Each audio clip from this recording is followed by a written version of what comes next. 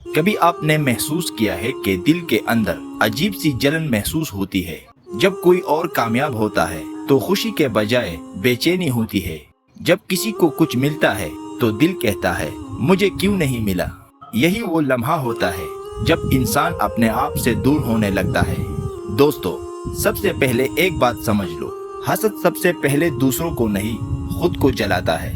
جب ہم کسی کے لیے برا سوچتے ہیں تو اصل میں ہم اپنی روح کو بوجھ دیتے ہیں۔ نفرت کا زہر پینے والا انسان دوسروں کو نہیں، اپنے آپ کو تکلیف دیتا ہے۔ پرابلم کہاں سے شروع ہوتی ہے؟ دل میں برائی تب پیدا ہوتی ہے جب ہم اپنی زندگی سے مطمئن نہیں ہوتے۔ ہم اپنی قیمت دوسروں سے کمپیئر کرتے ہیں۔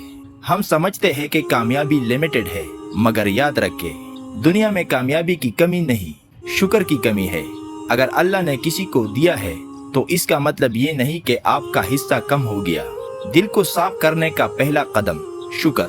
جب دل میں جلن آ جائے، فوراً 3 چیزیں یاد کریں جو آپ کے پاس ہے: صحت، والدین، رزق اور اپنی پہچان۔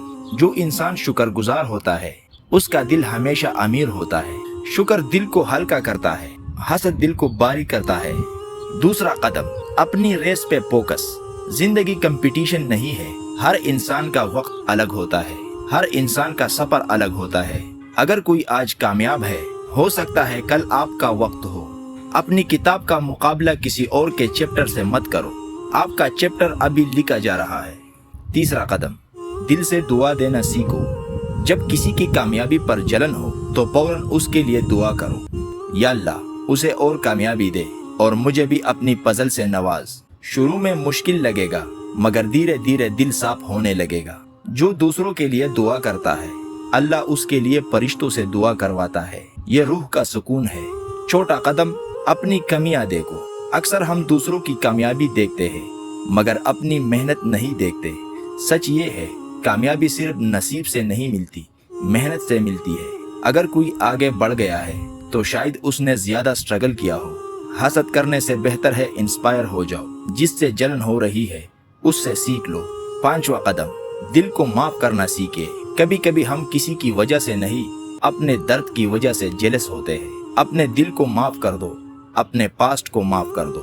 جس دن تم نے معاف کر دیا اس دن تم آزاد ہو گئے۔ نفرت قید ہے، محبت آزادی ہے۔ سب سے بڑی بات، اگر آپ کسی کے کامیابی پر خوش نہیں ہو سکتے تو اپنی کامیابی پر بھی پوری خوشی محسوس نہیں کر پاؤ گے۔